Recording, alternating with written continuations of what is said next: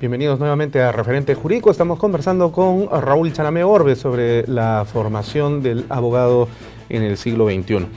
Raúl, tú has tenido el privilegio, que no muchos han tenido, de estudiar en la cuatricentenaria Universidad Mayor de San Marcos.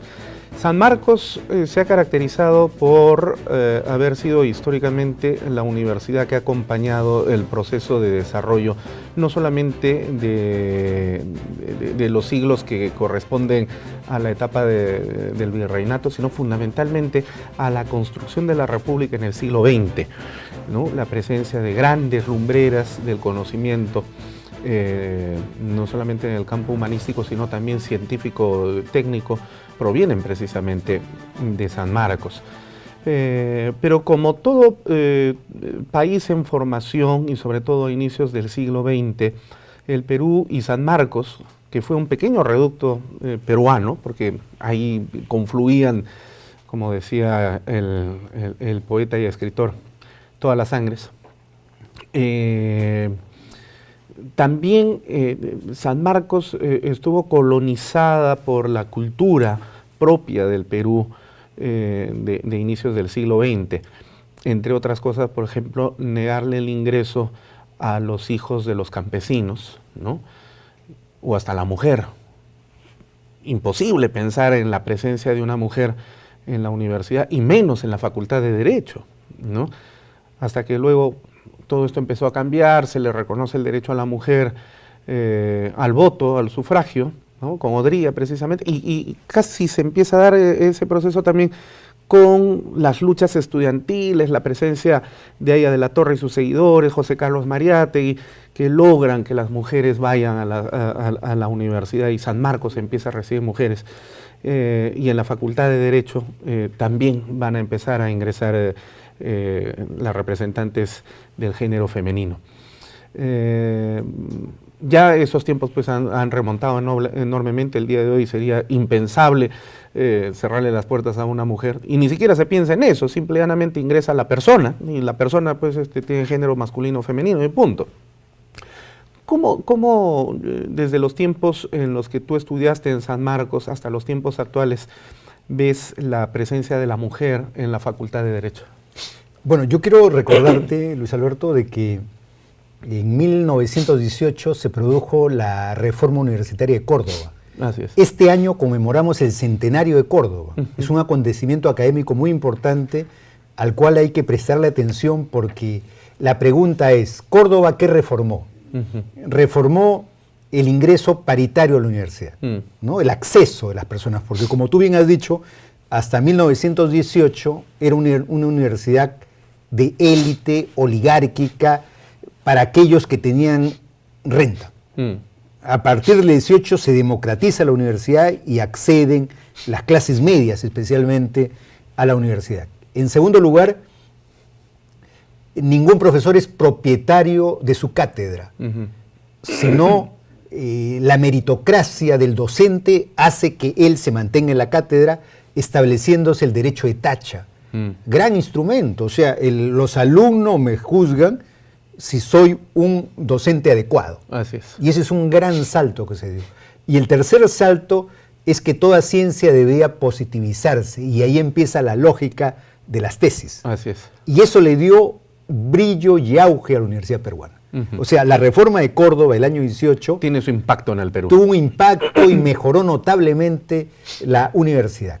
En los años 50 van a entrar mujeres, y yo tuve el privilegio de que la primera decana de San Marcos fuese la doctora María Cabredo de Castillo, una gran mujer, recordada, una mujer con un liderazgo. Catedrática y jurista. Catedrática, pero de un gran carácter, impulsora, reformadora.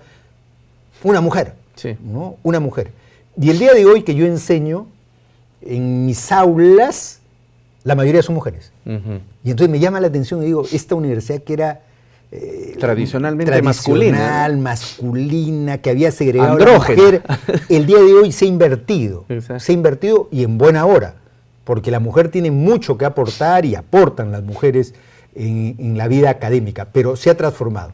La pregunta es, ¿y ahora qué cosa hay que reformarle a la universidad? Sería la pregunta. Ya lo de Córdoba cumplió su cometido. Por lo menos hasta mayo del 68, donde también viene el influjo de la revolución universitaria francesa, claro, y Mayo, etcétera, ¿no es cierto? El día de hoy nos encontramos ante un nuevo dilema, que en el Perú no ha sido suficientemente debatido, ¿no? El Perú vive entre lo urgente y lo importante, y siempre discutimos lo urgente, el día a día, los problemas cotidianos, pero no discutimos lo importante. Para mí, en el área universitaria, lo importante, y todo docente universitario debería leer, es la Declaración de Boloña. La Declaración de Boloña es la reforma universitaria del siglo XXI. Europa ha hecho una reforma universitaria con objetivos claros. O sea, los europeos han llegado al convencimiento que el bienestar del género humano está basado en la investigación. O sea, cuanto más investigación exista, curaremos el cáncer, el SIDA, todas las enfermedades, y mejoraremos el bienestar, la economía, acabaremos con la pobreza, ¿no? Y entonces, pero Boloña plantea que el problema es la investigación. Si no hay investigación, no hay desarrollo. Si hay investigación, hay desarrollo. Entonces ahí viene el reto para la universidad. ¿Qué tipo de modelo universitario requerimos? Y Boloña ha planteado una reforma, yo lo digo en términos resumidos. Europa se ha planteado, Europa tiene las 500 mejores universidades del mundo, Europa se ha planteado en el siglo XXI ser el continente más desarrollado de la Tierra, bajo algunas premisas, de tener el mayor número de doctores, de tener el mayor número de doctores. O sea, ¿qué significa eso? Tener el mayor número de investigadores. Científicos. Así es. Tesis, patentes, investigaciones. Y entonces, han empezado a cambiar el modelo de medición del rendimiento universitario. Yo ahí critico las normas que se han dado en el Perú y que se siguen dando. O sea, los peruanos seguimos programando por años académicos o semestres académicos. Y ya Boloña dice, no, la enseñanza no se mide por años, la enseñanza no se mide por semestres, la enseñanza se mide por horas efectivas de estudio, que es diferente. Yo puedo estar 8 horas en un salón y aprender 1 hora efectiva de estudio. Entonces lo que yo mido es la hora efectiva de estudio. No mido cuánto tiempo estás en el aula, porque, y eso le pasa al niño peruano, porque el método cambia. Y eso es lo que está pasando ahora con los doctorados precisamente en Europa, ¿no? Tú has estudiado allá en España.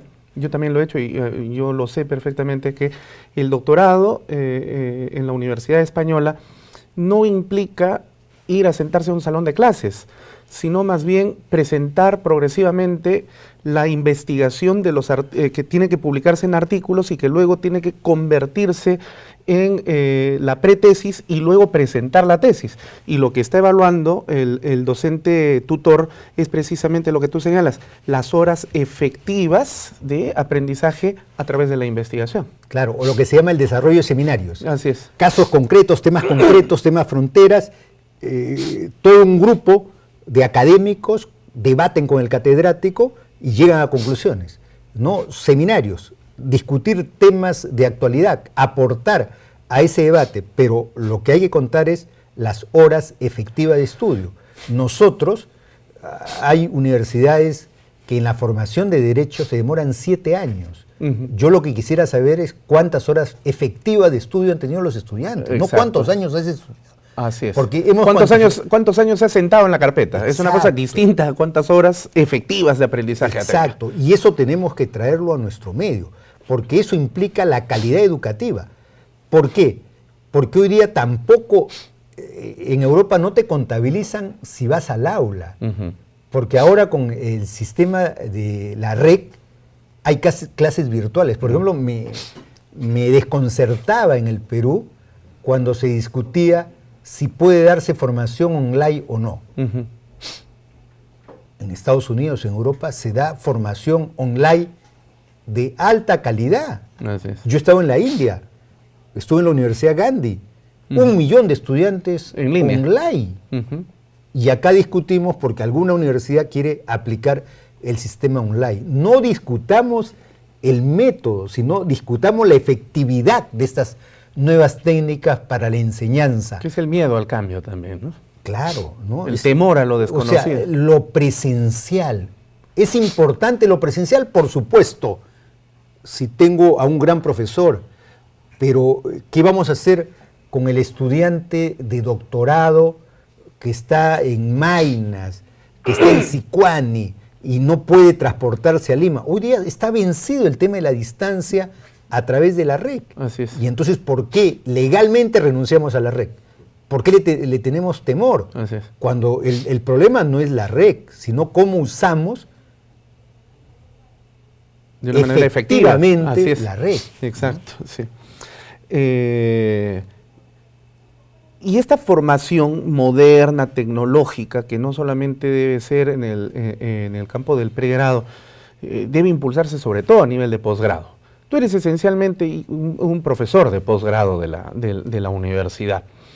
El proceso, el sistema y la currícula que involucra el posgrado en la universidad peruana sí está cumpliendo, a diferencia del pregrado, su misión objetiva de perfeccionar el conocimiento de los abogados en el Perú, o también está adoleciendo los mismos problemas que el sistema de pregrado. Creo que depende de las universidades, depende de las perspectivas que tiene cada institución, pero lo que ocurre es que el día de hoy ya no podemos hablar del posgrado en términos nacionales. Ya, no hay posgrado nacional, no hay posgrado peruano. Ya hoy día hay universidades extranjeras importantes que han venido al Perú, que han establecido sede. Por una razón, nosotros tenemos masificado el pregrado, pero todavía hay una demanda insatisfecha en el posgrado. O sea, en el posgrado tenemos, en términos generales, tenemos 1 millón de bachilleres en el Perú. 1 millón de bachilleres, eso es extraordinario.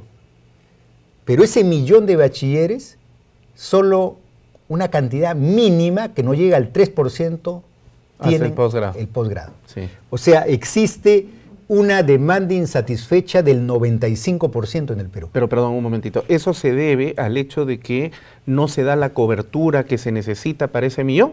¿O es que solo ese 3% del millón es el que realmente se siente motivado para hacer el posgrado y al otro 97% ni le va ni le viene? No hay la cobertura suficiente. Ya. Es por eso que planteaba Europa.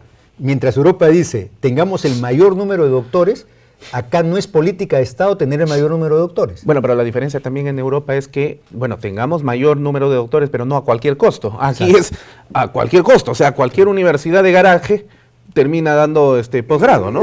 Hay que tener cuidado también. Sí, lo que ocurre es que también, mira, hay que impulsar el estudio, y en estos concursos, en estos pedidos, hay que impulsar el estudio, pero también que esto se concluya, ¿no? Porque hay concursos públicos que te exigen estudios. Sí. Y he visto cómo colegas tienen 3, 4 estudios o maestrías sin concluir. Y entonces decimos, no, por ahí no viene, por ahí no vamos a resolver los problemas.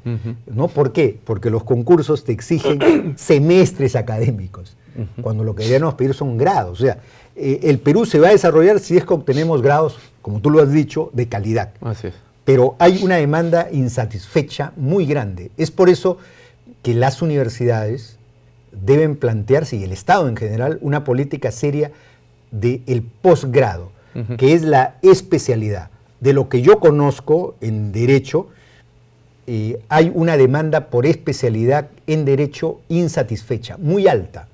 Muy alta. Los abogados buscan especializarse, ya el abogado que litiga, que está en la defensa, se da cuenta que como los conocimientos evolucionan muy rápidamente, que hay que actualizar conocimientos. No se puede quedar solo con el título de abogado. Y no existe, en nuestro caso, en otros países, existe que el abogado, como el médico, el ingeniero, tiene que revalidar constantemente su título. Así es. En nuestro caso no existe esa exigencia.